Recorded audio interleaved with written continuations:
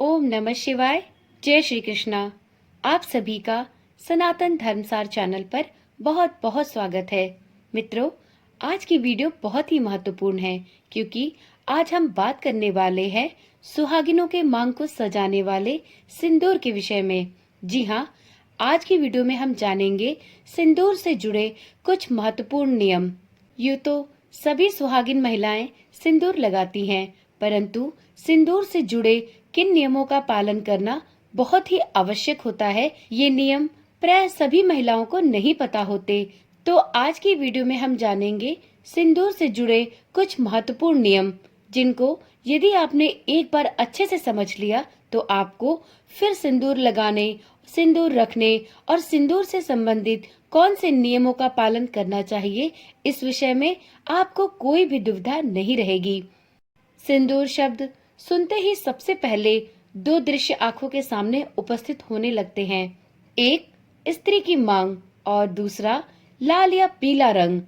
यह लाल रंग एक स्त्री की खुशियां, उसकी ताकत, स्वास्थ्य, सुंदरता आदि से संबंधित होता है और हजारों हजार वर्षों से यह रंग विवाहित स्त्री की पहचान और उसके सामाजिक रुतबे का पर्याय बना हुआ है। धार्मिक और पौराणिक कथाओं में भी सिंदूर से जुड़े वर्णन मिलते हैं, जिसके अनुसार देवी माता पार्वती और माता सीता भी सिंदूर से अपनी मांग भरा करती थी। ऐसा कहा जाता है कि पार्वती माँ अपने पति शिव जी को बुरी शक्तियों से बचाने के लिए सिंदूर लगाती थी। एक अन्य मान्यता के अनुसार माता लक्ष्मी का पृथ्वी पर 5 स्थानों पर वास होता है।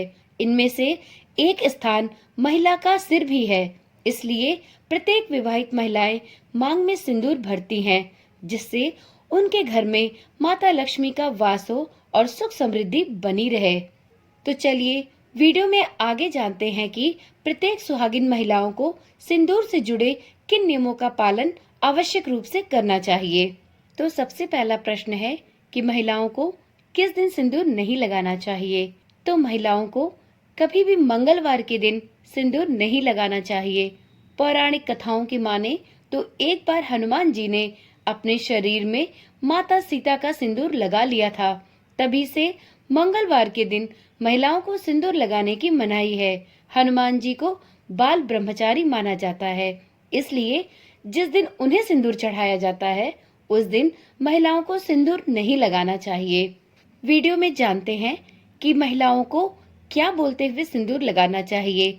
अक्सर देखा गया है कि महिलाएं जब सिंदूर लगाती हैं तो वह चुपचाप मौन रहकर सिंदूर लगाती हैं, जबकि पौराणिक कथाओं और शास्त्रों की माने तो शास्त्रों में इस बात की विधिवत चर्चा की गई है कि महिलाओं को जब भी सिंदूर लगाना चाहिए तो उन्हें मौन रहकर सिंदूर नहीं लगाना चाहिए, बल्कि कुछ मंत्रों का उच्चारण करते हुए सिंदूर लगाना चाहिए। इससे उन्हें पति की दीर्घायु का आशीर्वाद प्राप्त होता है।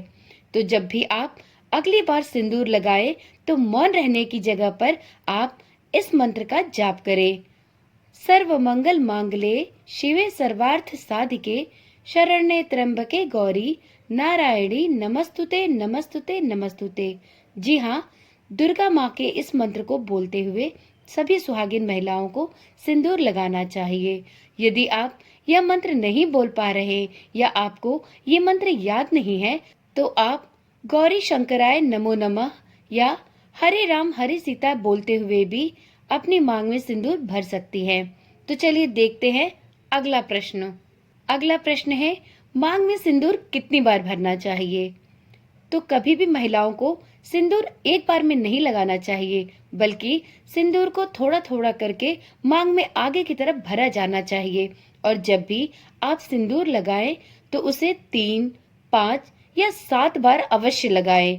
इसे शुभ माना जाता है। अगला प्रश्न है, सिंदूर को किन पात्रों में नहीं रखना चाहिए। तो देखिए, सिंदूर को रखने के लिए पात्र हमेशा लकड़ी का या फिर पीतल का सबसे अच्छा माना जाता है।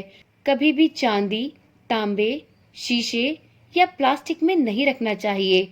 सिंदूर रखने का पात्र सदैव लकड़ी या फिर पीतल का ही होना चाहिए। तो यदि आप लकड़ी या पीतल के अलावा किसी भी सिंदूरदानी का प्रयोग करती हैं तो अब से ही उसको बदल दें। आप इसकी जगह पर पीतल या लकड़ी के ही सिंदूरदानी का प्रयोग करें। अगला और बहुत ही बार पूछा जाने वाला प्रश्न है कि नहाने के कितने देर बाद सिंदूर लगाना चाहिए। तो देखिए, नहाने के बाद कुछ महिलाएं तुरंत ही सिंदूर लगा लेती हैं। ये बिल्कुल गलत होता है, क्योंकि इस विधान का प्रयोग हमेशा ही अशुभ कार्यों में किया जाता है। तो इसलिए भूल कर भी कितनी भी जल्दी हो, आपको नहाने के तुरंत बाद सिंदूर नहीं लगाना चाहिए। सिंदूर लगाने के लिए हमेशा जब बाल सूख जाए उसके बाद ही सिंदूर लगाएं। जब आपने बाल धो रखा है तो बाल के सूखने तक का इंतजार करें। जब बाल सूख जाए तो उसके बाद ही सिंदूर लगाएं। अगला प्रश्न है, अपना इस्तेमाल किया सिंदूर किसी और को देना चाहिए या नहीं। अक्सर होता है कि हमारे घर पर कोई महिला आती है तो हम उन्हें अपनी सिंदूरदानी सिंदूर लगाने के लिए दे देते हैं, परंतु यदि आप अपना इस्तेमाल किया हुआ सिंदूर किसी और महिला को देती हैं तो ये आपके पति के लिए अच्छा नहीं माना जाता। ऐसा करने से पति के जीवन में दुर्भाग्य आ सकता है। ऐसा करना जीवन में आर्थिक हानि का कारण भी बन सकता है। तो इसलिए आपके घर पर कोई भी आए, आप उसे अपनी सिंदूरदानी कभी भी सिंदूर लगाने के लिए नहीं दें। जब भी कोई आपके घर पे आए तो उसके लिए एक अलग सिंदूर की डिबिया रखें। जब भी आपके घर कोई ऐसा मेहमान आए तो आप उसके लिए सिंदूर की एक अलग डिबिया रखें, जिससे कि वो सिंदूर लगा सके। अगला प्रश्न है कि क्या बिना नहाए सिंदूर लगाया जा सकता है।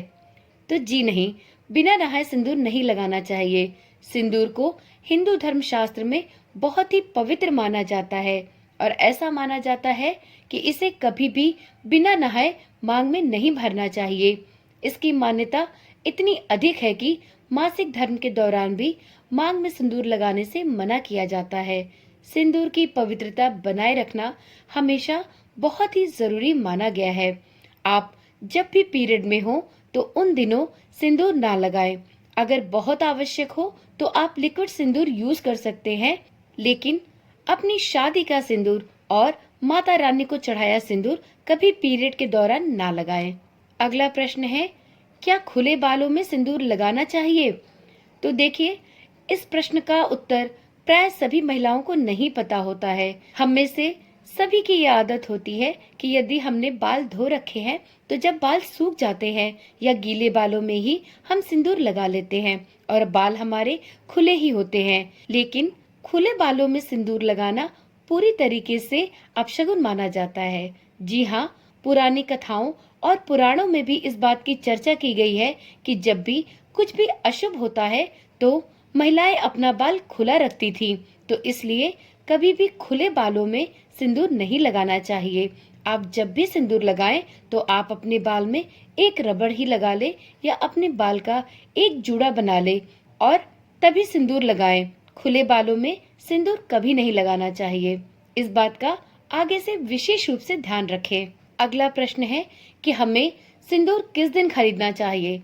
तो देखिए, सिंदूर खरीदने के लिए सबसे अच्छा और सबसे शुभ दिन शुक्रवार का दिन माना जाता है। तो आप जब भी सुहाग की सामग्री खरीदें तो कोशिश यही करें कि उसे शुक्रवार के दिन ही खरीदें।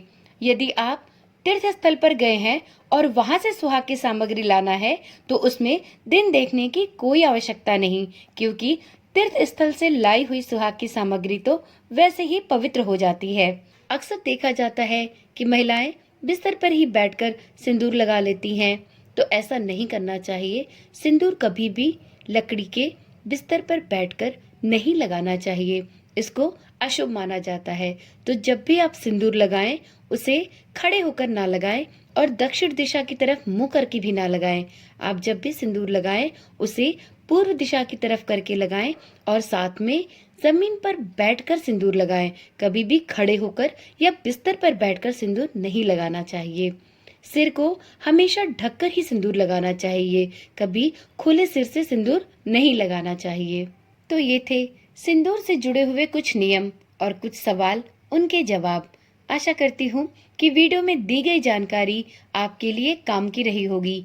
यदि वीडियो पसंद आई हो तो आप इसे अपना एक लाइक अवश्य दें और यदि आपके मन में इसको लेकर किसी भी प्रकार के प्रश्न हैं तो आप उसे कमेंट के माध्यम से पूछ सकते हैं। उसका जवाब देने की पूरी कोशिश करूंगी। तो चलिए आज की वीडियो यहीं तक, फिर मिलते हैं एक नई वीडियो एक नई जानकारी के साथ। तब तक के लिए ओम नमः शिवाय, जय श्री कृष्णा, राधे राधे।